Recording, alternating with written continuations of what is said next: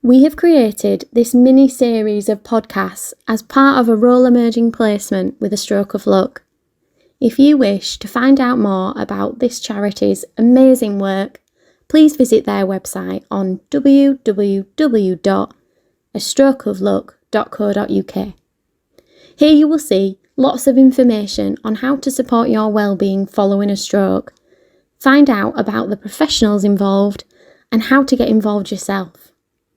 There is also a donation facility in which you can donate anything, big or small, to help the charity carry on with its amazing work. Thank you.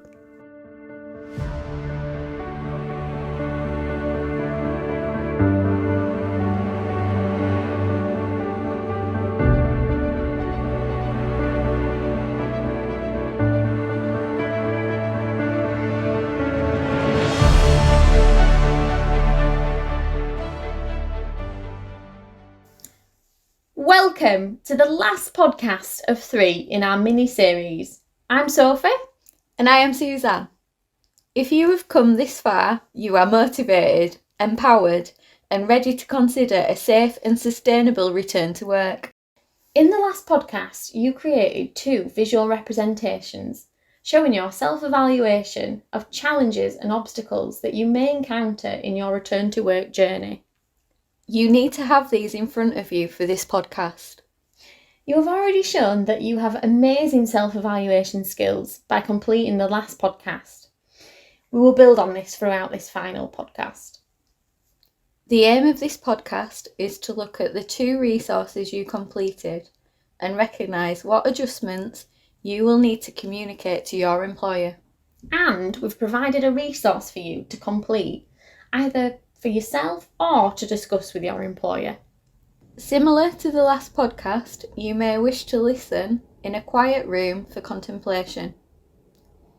You may wish to listen throughout to get a feel for the activity and then listen a second time where you can pause to complete the activity. Or you could do this with someone to discuss the activity and points made throughout. We advise to do this activity whilst in your green zone. It does require some brain power. Yeah. At this point, you should hopefully feel confident that you can complete this activity and have some awareness if you need to stop and revisit when you feel able to, managing your own fatigue levels. Before we begin, we are discussing reasonable adjustments, which is applicable to UK legislation. Yeah, however, this tool could still be useful internationally to recognise things which we suggest are communicated with employers to help them help you. So, why is it important to communicate your needs? One of the best pieces of advice that Romy gave you in the first podcast was to be as open as possible with your employer or people who support you. Yeah, because they've not experienced what you have. They have no idea how it has impacted your life. And how you feel, and how it has changed you. Only you are able to explain that, and in order for people to put things in place to support you, they need to have as much information regarding the impact. In order for your return to work to be as successful as possible, reasonable adjustments can be put in place and should be put in place. But this can only happen if you are ready to be open and honest with yourself and with others. We realise that this may make you feel vulnerable. However, this should be seen as an empowering conversation, as you are taking ownership of your journey and advocating your own rights. As we discussed in our first podcast, your employer must legally provide reasonable adjustments for your return to work to abide by the Equality Act. Communicating what those reasonable adjustments might be puts the power back in your hands. To start the activity off, take a look at the resource we made for you, named the Return to Work Declaration. Throughout this podcast, you can make notes for each of these sections. Then, when you are ready, you can edit the resource by typing in the boxes. We have made this resource accessible for you to edit as you wish. We have created this as a follow-on activity from the self-assessments in the last podcast. Here you will translate what you have discovered into a communication tool which will enable your employer to support your return to work successfully. If you are not yet ready to communicate your needs to your employer, this tool will still be just as useful to complete for your own self-awareness and acceptance. Please get your self-assessment tools in front of you and any other resources you have, such as your job description or diary. Looking at the first self-assessment tool you completed, the winding river that resembled a timeline, we asked you to plot a normal working day and highlight when you feel fatigued. This included activities that may drain your battery throughout the day. Remember, you need to be mindful of this in preparation for returning to work to ensure it is as safe as possible for you. It may be that your timeline indicates that you could be in your red zone before the end of the day. Bear in mind that once you reach that red zone within your day, you may not be able to achieve your green zone again until you have had a proper sleep. If you notice that your timeline turns red before your working day is finished, you may be at risk of burnout. To avoid this happening at work where you cannot achieve full rest, you may need to take more breaks or lengthier breaks. Or you have shorter days and build up your tolerance over time. Yeah. So looking at the declaration form within your work schedule, add in things that will help alleviate this risk when returning to work. We have given you some ideas such as, to support me, it would be helpful to have regular breaks. This would be because you have indicated within your timeline that your energy levels drop throughout the day. Another idea is a phased return because you've indicated that you wouldn't be able to fulfill a whole day within work. You may need to start with half days or a couple of days a week. Or you may feel that you need more time in the morning to prepare. Therefore, you would need to start work later or to avoid heavy traffic, which you may recognise as one of your triggers. We haven't put this, but you may recognise that working from home may be more suitable. If you've discovered the preparation and travel to work does really impact on your fatigue. We have also suggested that you could state that you need an hour of quiet working with no interruptions. This may be down to the environment that you work in, as we recognise there may be people around you who drain your energy, whether they mean to or not. It may be that having back-to-back meetings isn't going to work or be the best use of your energy. Can these be planned throughout the week rather than being back-to-back on a single day? Please consider the elements you have discovered within your own timeline and what we have discussed, and make notes on what might help you manage your fatigue throughout a working day. This needs to be addressed within the My Work Schedule section. Here's some cheesy music for you to take a couple of minutes to think about this, or discuss with your A team and fill in at a later date.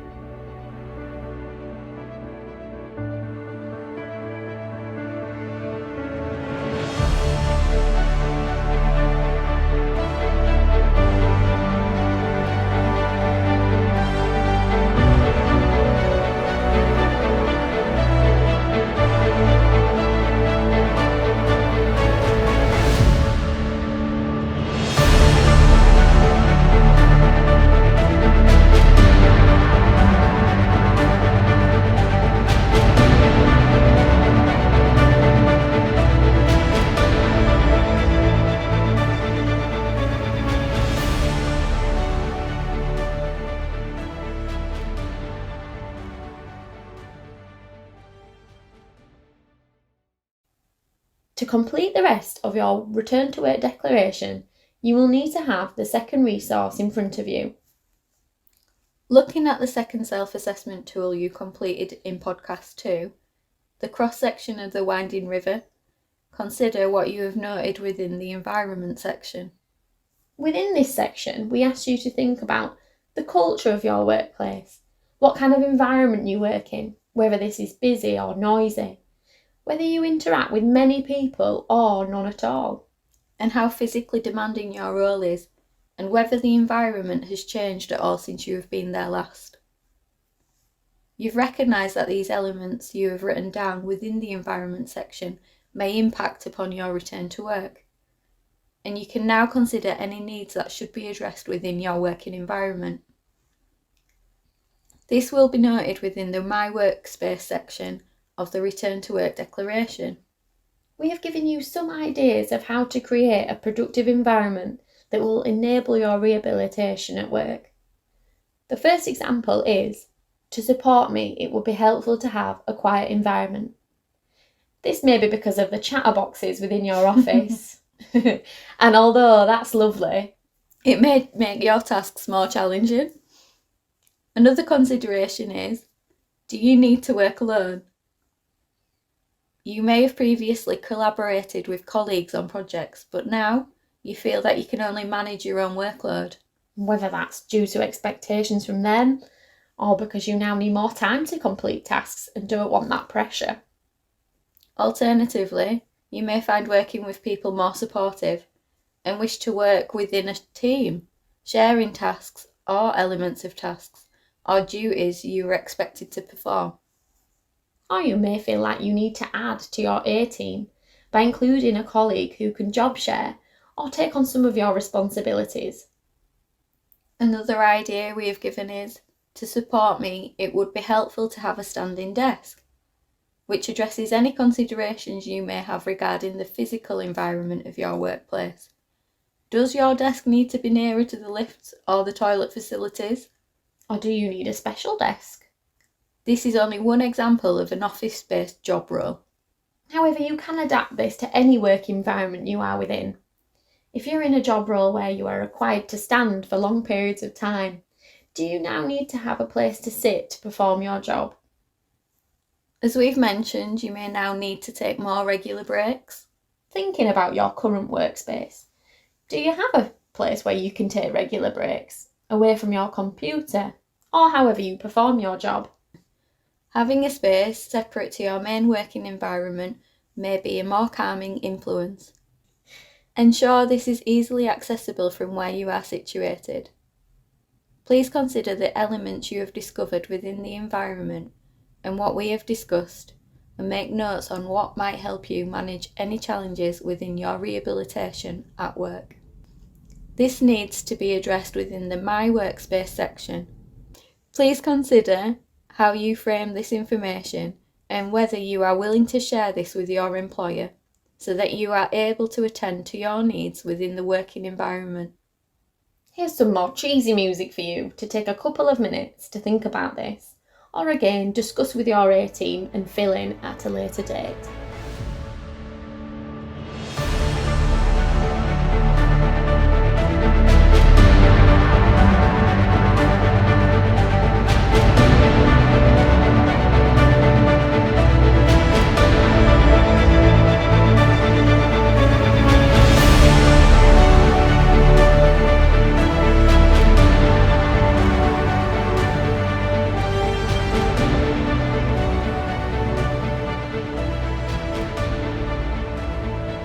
Now please do a victory dance as we are in the final section. For this last section, please look within the riverbed of the cross-section self-assessment at the rocks you have added to resemble the challenges within your day. Within this section, we asked you to think about any cognitive difficulties you may have, such as memory, concentration, multitasking, problem solving, and risk management. If you drew any of these as rocks within your riverbed, it should be something you highlight to your employer. Make notes of this within the Return to Work Declaration in the My Stroke Has Impacted On section. Again, remembering to be as honest as possible. In the column to the right, list down ways your employer could support you with the cognitive symptoms you have acknowledged. Again, these are all just ideas. You can think of your own solutions that are tailored to you and your workplace. But for example, if it is short-term memory, you could request instructions to be written down. Another example is if you've highlighted concentration as an issue. In the right-hand column, you could state that you will need to focus on finishing a task before moving on to another, and to finish that task, you might require more time. And you might also ask to work in an area with less distractions to help your concentration. In addition to this, you might also request that meetings have a time limit so that you're able to keep focus throughout. If you had noted that problem solving and planning is a challenge, you might need support from someone within your team to talk through a task before you do it. Recruit a member of your A team within work so you can talk through all the steps before you go off to do it. You may even wish to write these down. If you have acknowledged that you are now unable to identify risks as they occur or in the future, it might be that you need to set boundaries within your role with your employer. It's really important to note down any cognitive difficulties you now have, as only you are aware of these. These are hidden to everyone else around you. Therefore, it is really important for you to be as honest and open about these with yourself. This will enable you to communicate this with anyone who you may work with, so that they are able to support you in the best way possible. Although fatigue is not always cognitive, it is invisible and may have also been a rock within your riverbed self-assessment. You may also want to put this within the My Stroke Has Impacted On section. Because this is so significant, we have already asked you to highlight suggestions for this within the declaration. Here's some more cheesy music for you to take a couple of minutes to think about this, or again discuss with your A team and fill in at a later date.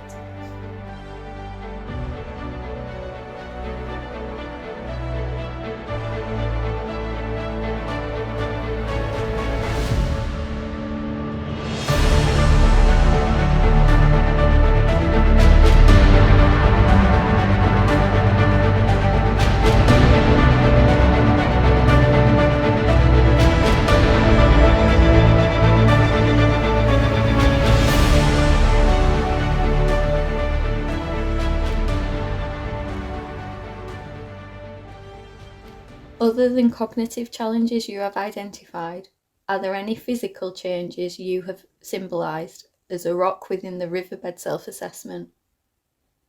Such as left or right-sided weakness, mobility issues, or difficulties with your hands, thinking about grip strength and fine motor skills. Make notes of this within the Return to Work declaration in the My Stroke Has Impacted On section. Again, remembering to be as honest as possible. In the column to the right, list down ways your employer could support you with the physical changes you have acknowledged. It might be useful to list any equipment you've been given within your home environment that you would need now at work. Obviously, you will not be carrying equipment back and forth. Under the workplace regulations, all employers have a legal duty to ensure a safe place for work. Therefore, you should be able to request an assessment for your return to work to ensure it's suitable for your needs, and changes can be made so you can fulfill your work. If you feel you need this, note it down on the right-hand column in a way in which your employer can support you. We have also added the option to request an occupational health assessment, which your employer legally has to accommodate. If you think that would be of use to you when returning to work, tick yes. If not, tick no, but remember you can always review this at another date. Here's some more cheesy music for you to take a couple of minutes to think about this, or again discuss with your A team and fill in at a later date.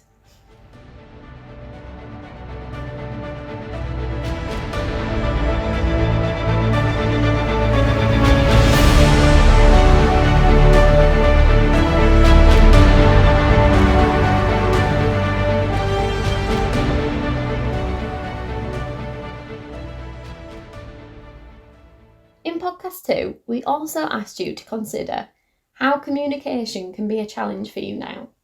This may be a rock within your self-assessment. If it was, please add this to the My Stroke Has Impacted On column. If verbal communication is a problem, you'll need your employer and work colleagues to be patient. This could also go in the right-hand column. You might find it difficult to understand others, so you might require someone to take minutes in meetings for you. Or you might wish to record them, with consent of course, so you can listen again at any time. Is frustration a rock within the riverbed? Can you request breaks in the day to sit and relax? Do you feel anxious about your performance at work or feel a loss in confidence? Is this indicated within the self-assessment? Does your work have a well-being officer or someone to discuss that with? Do you need more routine one-to-ones with your line manager regarding your performance? Please note this on the declaration form if so. This is a really important point. Your mental health within the workplace is just as important as your physical health. So having that A-team at work and being able to express your worries and concerns to your employer will enable a positive environment to support your rehabilitation. It is important to recognise that all these aspects will have a significant impact on your motivation within work on a day-to-day. And without acknowledgement of that, it may impact on the success of your return to work. That is why we encourage you to be as honest and open as possible. Within the Riverbed self-assessment, we asked you to consider other factors within your life that may impact on a typical day. These were symbolised as driftwood within the riverbed. These elements of your day are things that your employer may not be able to provide support with. However, you should still be mindful of these aspects in your life so you can see an overview of the things that impact within your day. Obviously, we don't want you to change your wonderful personality, but we know ourselves that our traits affect our day-to-day. Certainly mine. Last but not least, you now need to put a review timescale. Here you will need to put in a date that you will complete the activities within podcast 2 again, completing the self-assessment, followed by the completion of a new return to work declaration. This review timescale is different for everyone. You will need to decide for yourself what date you wish to assess your progression. It may be that you notice improvements in your day-to-day and want to revisit the self-assessment again. This again is entirely up to you when, but please put a date into review. We suggest you keep all your self-assessments in one folder if you're nice and organised. So you can reflect on how far you've come each time you do this process.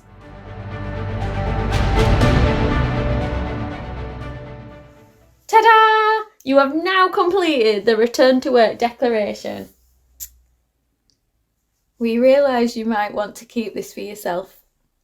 However, we suggest you share this with your employer when you begin those conversations regarding your return to work. Being open and honest about how your stroke has impacted on you will enable your employer to make adjustments at work to make the transition easier, helping them help you. Alternatively, if you're not comfortable with speaking directly to your employer, you may wish to share this with a trade union rep, ACAS, or a private occupational therapist.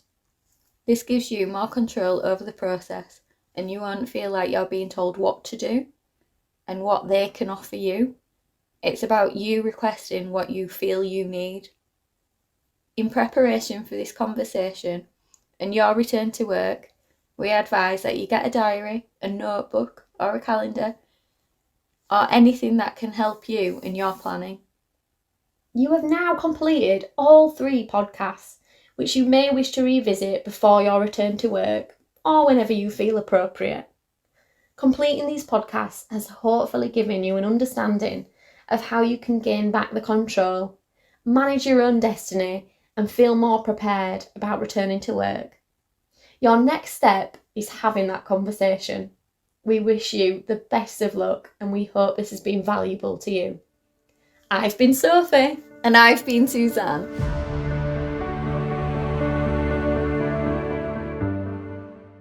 Thank you for listening. This podcast has been made in conjunction with A Stroke of Luck.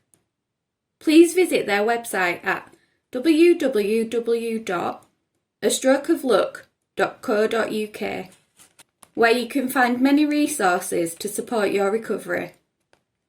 To support the creation of further resources, please make a donation on the website. Thank you for listening.